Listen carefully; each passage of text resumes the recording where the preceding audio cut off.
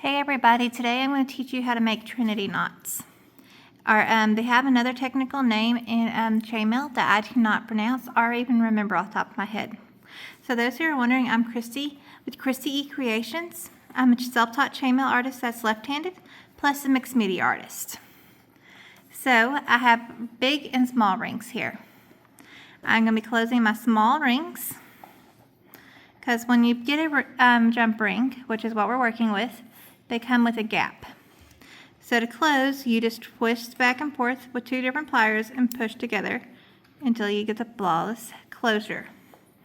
I'm going to repeat this with the other amount of rings I need for this project, which for the small ones, I'm using 6 rings for this one I'm working on right now.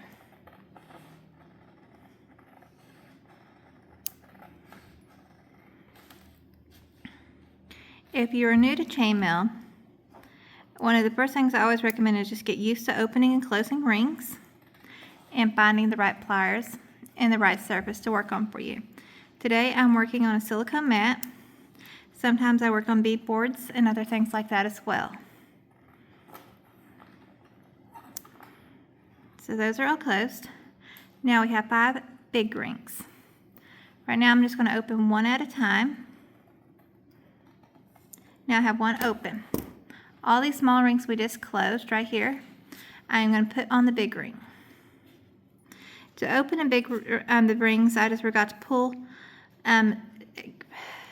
apart with your pliers to create a gap. And then you'll just be twisting back and forth to close the gap. And that's what we're about to do. I just added all the small rings. I'm going to twist this back and forth and get this closed right here. Now I'm going to do it one more time.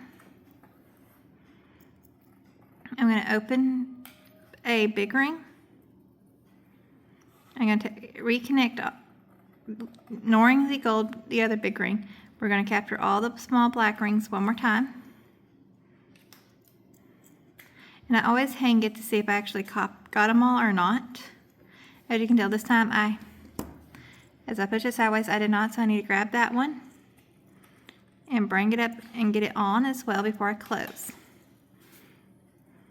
Now, I actually have made a mistake because I also looped through the gold ring here.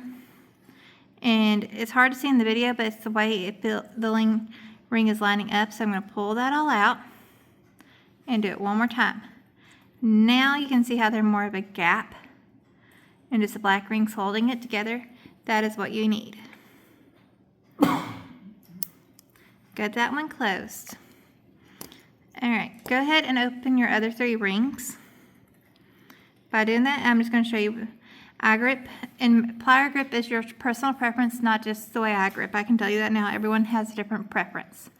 I'm pushing away with my dominant hand and pulling towards me with my non-dominant hand. Most people who are right-handed will pull towards them like I just created. And you're just going to open the rings like that.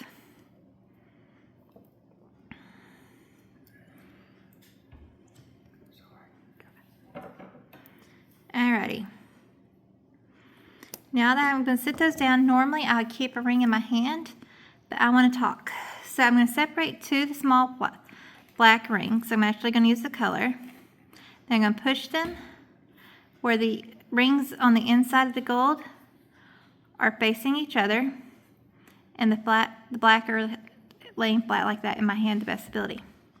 Now I'm going to carefully take one of my my gold big ring that I have open, go through the out of the black, come up in the middle of the other black, and capture like that. Or like, let me pull it to the side where the others are, so like that right there. And we are going to close that.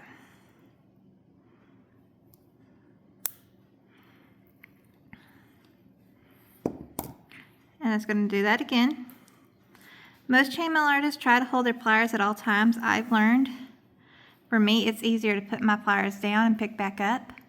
That is also going to be something you will learn in time and your preference. So I'm going to take the gold ring, go through one of the outer black rings, and then loop through the inner of the other black ring that is not wanting to lay correctly, so I had to actually restart. And loop through the inner there. Also, I forgot to tell you while we're doing this, you are going through the two big rings as well. And we are going to close this. We're going to do this one more time. And this is what I call the Trinity knot. Like I said earlier, it has a technical name that I cannot remember. So as you can see, I am able now to just do it without looking and separating, but that is a practice time. So that is done. Now you have a choice of how you want to make this work or so forth. You can leave it as is, use ribbon and other things to attach, or you can do more. So I have one more ring size here, which I'll have different options in my kits, but I have this ring right here. I'm just going to go through one of the big gold rings on the outside. Now it's created as a charm that you can loop through something, or or make it into a pendant.